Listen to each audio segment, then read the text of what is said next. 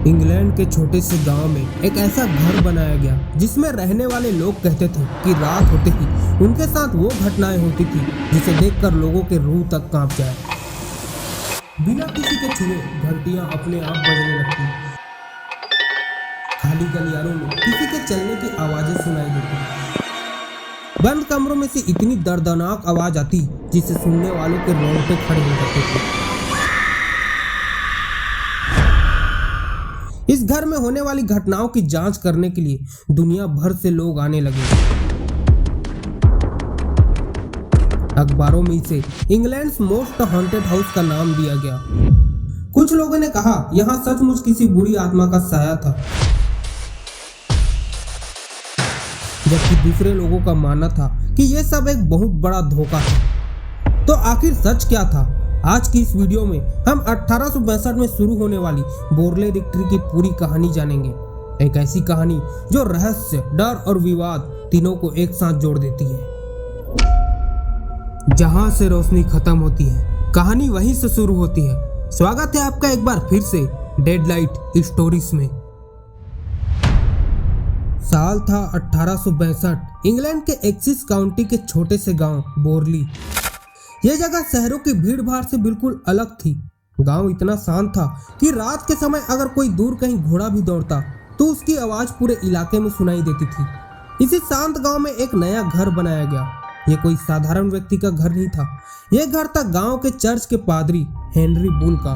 एक विशाल रेक्ट्री, लाल ईंटों से बनी 2 मंजिला इमारत, लंबे लंबे गलियारे, दर्जनों कमरे और चारों तरफ फैला सुनसान मैदान। देखिए, यह घर उस समय के हिसाब से बहुत ज्यादा खूबसूरत दिखाई देता था, लेकिन गांव के कुछ पुराने लोग इस जगह को देखकर खुश नहीं थे। उनका कहना था कि जिस जमीन पर यह रेक्ट्री बनाई गई है उससे जुड़ी एक बहुत पुरानी कहानी पीढ़ियों से सुनाई जाती रही है। कहा जाता था कि कई सौ साल पहले यहीं कहीं एक धार्मिक संस्थान मौजूद था और उसी से जुड़ी एक मिस्टीरियस घटना की चर्चा उस गांव के बुजुर्ग किया करते थे। नई रेक्ट्री बनने के बाद हेनरी और उनका परिवार वहां आराम से रहने लगे। सब कुछ मस्त चल रहा था, दिन हंसी खुशी में गुजर रहे थे और ऐसे ही चलते चलते कुछ साल भी बीत गए। यह घर बाहर से जितना शांत दिखाई देता था, अंदर से उतना ही मिस्टीरियस था।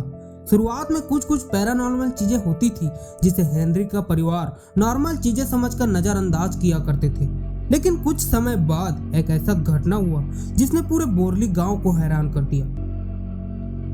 रेक्ट्री में रहने वाले हेनरी बुल की बेटियों ने घर के बगीचे में सफेद कपड़ों में खड़ी एक उदास महिला को देखा।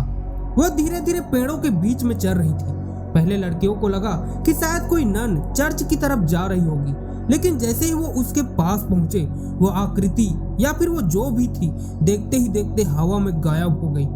लड़कियां घबराकर घर की तरफ वापस भागी और ये बात अपने परिवार वालों को बताई, लेकिन किसी ने उनकी बात पर विश्वास नहीं किया। पर मामला सिर्फ इतना ही नहीं था। वहां के कुछ स्थानीय लोगों ने रात के समय रेक्ट्री के पास एक पुरानी बग्गी को गुजरते हुए देखा। सबसे अजीब बात यह थी कि उस बग्गी में ना तो कोई ड्राइवर था और ना ही कोई यात्री। लोगों ने उसे फैंटम कैरियज का नाम दिया। धीरे धीरे बोरली रेक्ट्री में होने वाली घटनाएं रुकने के बजाय और भी बढ़ने लगी। अब यह सिर्फ बगीचे में दिखाई देने वाली नन तक सीमित नहीं था। घर के अंदर रहने वाले लगभग हर व्यक्ति कुछ न कुछ अजीब महसूस करने लगा था। रात होते ही पूरे घर में कदमों की आवाज गूंजने लगती। कई बार ऊपरी मंजिल के खाली कमरों से कोई भारी चीज गिरने जैसी आवाज आती। जब ये लोग वहां जाकर देखते तो कमरा बिल्कुल वैसा ही मिलता जैसे पहले था। यहाँ तक कि इन सब घटनाओं से घर के नौकर भी डरने लगे। कुछ नौकरों ने तो साफ कह दिया कि वो रात के समय इस घर में अकेले काम नहीं करेंगे। इसी बीच हेनरी बुल का बीमारी के चलते डेथ हो गई। फिर हेनरी के बेटे हैरी बुल ने रेक्ट्री की जिम्मेदारी संभाली। उसे लग रहा था कि लोगों ने इन घटनाओं को बढ़ा चढ़ा कर बताया है, लेकिन कुछ ही दिनों में उसे खुद एहसास होने लगा, क्योंकि उसके साथ भी वही घटनाएं होने लगी जो बाकियों के साथ हो रही थी। रात के समय वही कदमों की आवाजें, अपने आप खुलते और बंद होते दरवाजे। बोरली गांव के लोग इस घर के पास रात में आने जाने से भी बचने लगे। बच्चों को हिदायत दी जाती कि सूर्यास्त के बाद रेक्ट्री की तरफ बिल्कुल ना जाएं। फिर आगे चल के साल 1928 में एक नए पादरी रेवरेंड गाई एरिक स्मिथ अपनी पत्नी के साथ बोरली रिक्ट्री में रहने आए।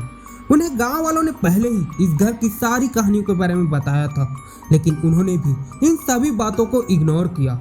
फिर एक दिन घर की सफाई करते समय उनकी पत्नी को एक भूरे कागज में लिपटी हुई कुछ पुरानी इंसानी हड्डियां मिली। यह देखकर पूरा परिवार घबरा गया। आखिर हड्डियां इस घर के अंदर आई कैसे? इस सवाल का जवाब किसी के पास नहीं था। इसी घटना के बाद घर के अंदर कई पैरानॉर्मल चीजें होने लगी। रात के समय घंटियां अपने आप बजने लगती और दरवाजों पर जोर जोर से दस्तक सुनाई देती। जब घर में ये चीजें बहुत ज्यादा बढ़ने लगी, तब एरिक स्मिथ और उसकी पत्नी को भी लगने लगा कि इस घर में कुछ ऐसा जरूर है जिसे नॉर्मल समझना ठीक नहीं होगा। इन्हीं सभी चीजों से परेशान होकर उन्होंने एक ऐसे व्यक्ति से संपर्क करने का फैसला किया जो उस समय पैरानॉर्मल घटनाओं की जांच के लिए पूरे इंग्लैंड में फेमस था। साल 1929 में हैरी प्राइस को इस रेक्ट्री में होने वाली घटनाओं की जानकारी मिली। उन्होंने तय किया कि वो खुद इस घर की सच्चाई जानेंगे। कुछ ही दिनों बाद हैरी प्राइस बोरली रिक्ट्री पहुंचे। उनके साथ कुछ पत्रकार और कुछ ऐसे भी लोग थे जो इन घटनाओं को अपनी आंखों से देखना चाहते थे। हैरी कुछ दिनों तक उस घर की जांच करते रहे और उसने एक चीज नोटिस की। दिन में घर एकदम शांत रहता था, लेकिन रात शुरू होते ही घर में कई अजीब घटनाएं शुरू हो जाती थी। घर की घंटियां अपने आप बजने लगती, खाली कमरों में से किसी की जोर से चिल्लाने जैसी आवाज आती। यहाँ तक कि हैरी और उनके साथ आए लोगों ने घर में रखे सामानों को हवा में उड़ते हुए भी देखा था। हैरी प्राइस ने इन सभी घटनाओं की एक रिपोर्ट बनाई। उन्होंने लगातार इस घर में समय बिताया। उनकी रिपोर्टों में रहस्यमय आवाजें, अपने आप बजती घंटियां, चलती हुई परछाइयां और बिना कारण उड़ती चीजों का जिक्र किया गया। इन रिपोर्टों के प्रकाशित होते ही बोरली रिक्ट्री की चर्चा दुनिया भर के अखबारों में छपने लगी। लोग दूर दूर से इस मिस्टीरियस घर को देखने आने लगे, लेकिन हर कोई हैरी की बातों से सहमत नहीं था। उन्हें लगता था कि शायद वो इसे बढ़ा चढ़ा कर पेश कर रहा है। हैरी प्राइस की रिपोर्ट के बाद बोरली रिक्ट्री पूरे इंग्लैंड में चर्चा का विषय बन चुका था। फिर साल 1939 में कैप्टन W.H. ग्रेगसन और उनकी पत्नी रेक्ट्री में रहने आए। उन्हें भी इस घर की पुरानी कहानियों के बारे में पता था, लेकिन उन्होंने इन बातों पर ज्यादा ध्यान नहीं दिया। उन्हें लगा कि वर्षों से चली आ रही अफवाहों को लोग सच मान बैठे हैं। लेकिन एक रात अचानक पूरे घर में हड़कंप मच गया। रेक्ट्री के अंदर मिस्टीरियस तरीके से भीषण आग लग गई। कुछ ही मिनटों में आग की लपटों ने पूरे मकान को अपनी चपेट में ले लिया। वो परिवार किसी तरह अपनी जान बचाकर बाहर निकल आया। गांव के लोग भी आग बुझाने के लिए दौड़े, लेकिन तब तक बहुत देर हो चुकी थी। देखते ही देखते वो विशाल रेक्ट्री जो लगभग 80 सालों तक खड़ी थी, आग की लपटों में तबाह हो गई। आग कैसे लगी, इसका जवाब कभी नहीं मिल पाया। ऐसा लग रहा था कि यह घर अपने साथ जुड़े रहस्य को हमेशा के लिए मिटाना चाहता था। उस घटना के बाद हैरी प्राइस एक बार फिर इस जगह पर पहुंचे।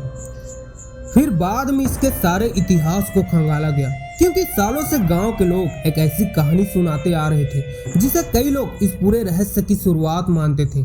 कहा जाता है कि कई सौ साल पहले बोरली के पास एक छोटा धार्मिक संस्थान था। वहीं एक फ्रेंच नन रहती थी। वो अपना पूरा जीवन धर्म की सेवा में बिताना चाहती थी, लेकिन किस्मत ने उसके लिए कुछ और ही लिखा था।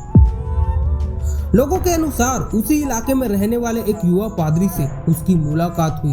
धीरे धीरे दोनों एक दूसरे के करीब आने लगे, लेकिन उस समय नन और पादरी का ऐसे साथ होना एक बड़ा अपराध माना जाता था। इसलिए उन्होंने फैसला किया कि वो रात के अंधेरे में ये जगह छोड़कर एक नई जिंदगी शुरू करेंगे। कहा जाता है कि दोनों ने भागने की पूरी योजना बना ली थी। घोड़ा गाड़ी भी तैयार थी और बस एक सही मौके का इंतजार था। लेकिन उनकी ये योजना किसी को पता चल गई। दोनों को भागने से पहले ही पकड़ लिया गया। कहा जाता है कि उस पादरी को कड़ी सजा दी गई और बाद में फांसी पर लटका दिया गया और फ्रेंच नन को सजा के तौर पर जिंदा दीवार में चुनवा दिया गया। लोगों का मानना है कि उसकी आखिरी इच्छा कभी पूरी नहीं हो सकी और शायद इसी वजह से उसकी आत्मा आज भी उसी जगह को छोड़ नहीं पाई है। साल 1939 में लगी भीषण आग के बाद बोरली रिक्ट्री अब सिर्फ एक जला हुआ खंडहर बनकर रह गया था।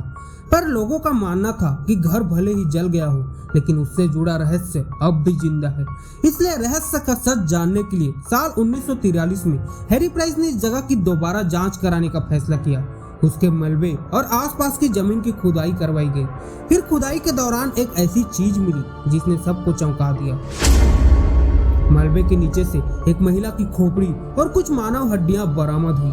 कई लोगों ने तुरंत दावा किया कि ये वही फ्रेंच नन की हड्डियां हैं जिसकी कहानी वो सालों से सुनते आ रहे हैं। हालांकि इस दावे के बाद लोगों और वैज्ञानिकों के बीच एक बहुत बड़ा विवाद हुआ, क्योंकि उस समय डीएनए परीक्षण जैसी आधुनिक तकनीक नहीं थी।